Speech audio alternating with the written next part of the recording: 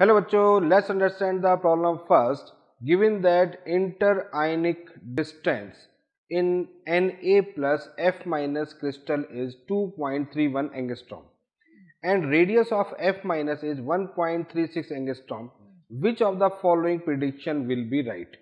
देखिए क्वेश्चन में क्या है, क्वेश्चन में NaF यानी कि सोडियम फ्लोराइड का इंटरआयनिक डिस्टेंस हमें गिवन है 2.31 और रेडियस ऑफ F माइनस हमारे पास 1.36 एंगस्ट्रॉम गिवन है।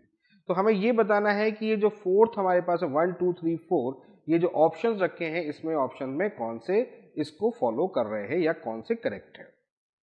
तो सबसे पहले बात करते हैं NaF के लिए, और NaF या NaCl की तरह स्ट्रक्चर होता है जैसा कि हम जानते हैं, और इसको अगर हम देखें तो इसमें हम अच्छी तरीके से जानते हैं कि जो Cl माइनस होता है वो CCP फॉर्म में होता है और Na प्लस जो होता है वो हमारा ऑक्टाहेड्रल वॉइड में होता है।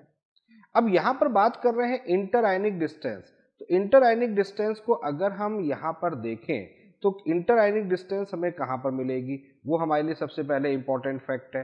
तो वो देखिए कहाँ मिलेगी, वो यहाँ पर होगा। ये क्या होगा, ये हमारा Cl माइनस आयन होगा, यहाँ पर हमारे पास में Na प्लस आयन है, यहाँ हमारा Cl माइनस आयन है। ठीक है, यानी कि ये जो वैल्यूज होगी ये एज लेंथ होगी, और इंटरआयनिक डिस्टेंस का मतलब है कि आपको ये वैल्यूज गिवन है, ये वैल्यूज गिवन है, यानी कि हम ये कह सकते हैं radius of Na plus plus radius of F minus हमें गिवन है, और वो वैल्यूज कितनी है 2.31 एंगस्ट्रॉम है।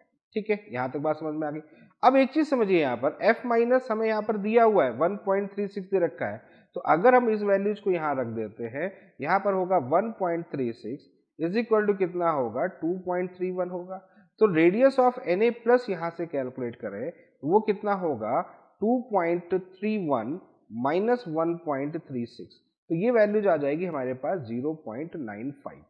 ठीक है, यानी कि यहाँ पर हमें रेडियस ऑफ Na प्लस मिल गया और रेडियस ऑफ F माइनस हमारे पास में है। तो पहला जो ऑप्शन है वो है रेशियो का, तो रेशियो का ऑप्शन रखेंगे तो यानी कि इसका रेशियो चेक कर सकते हैं क्योंकि हमारे पास में वैल्यूज मालूम हो गई है।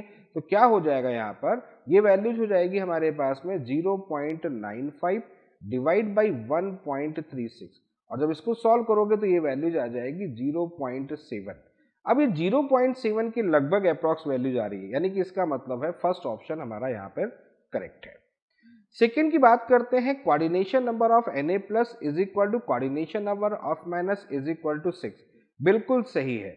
NaF की बात करते हैं तो NaF या NaCl, इसमें Na प्लस और F माइनस जो है वो कोऑर्डिनेशन नंबर 6 को एक्सप्लेन करते हैं। इसका मतलब एक Na 6F माइनस से कवर्ड होता है और एक F जो है 6 Na प्लस से कवर्ड होता है, यानी ये ऑप्शन भी हमारा करेक्ट है। नेक्स्ट बात करते हैं Na plus F minus will have rock salt type structure, बिल्कुल सही है। अच्छा, ये चीज यहाँ पर जो कोऑर्डिनेशन नंबर है वो यहाँ से भी मालूम कर सकते हैं। यहाँ पर रेडियस रेशियो देखिए, रेडियस रेशियो कितना 0.72 है, तो अगर रेडियस रेशियो 0.414 से 0.732 के बीच में होगा तो कोऑर्डिनेशन नंबर 6 होगा। वो चीज यहाँ से भी क्लियर कर सकते हैं, यानी सेकेंड ऑप्शन को यहाँ से भी आप देख सकते हैं।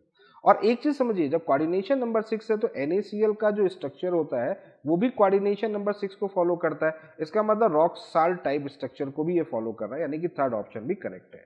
अब नेक्स्ट है effective nuclear charge of Na plus and F minus are equal. देखिए Na प्लस इधर है, F माइनस इधर है, तो इफेक्टिव न्यूक्लियर चार्ज इक्वल नहीं हो सकता है ना। इफेक्टिव न्यूक्लियर चार्ज जो होगा वो इक्वल नहीं हो सकता क्योंकि साइज दोनों का अलग अलग है, तो यहां पर ये ऑप्शन हमारा रॉन्ग होगा। तो इस क्वेश्चन के लिए ऑप्शन अगर करेक्ट है A, B एंड C। तो I hope you understand the very well. Okay, thank you, best of luck.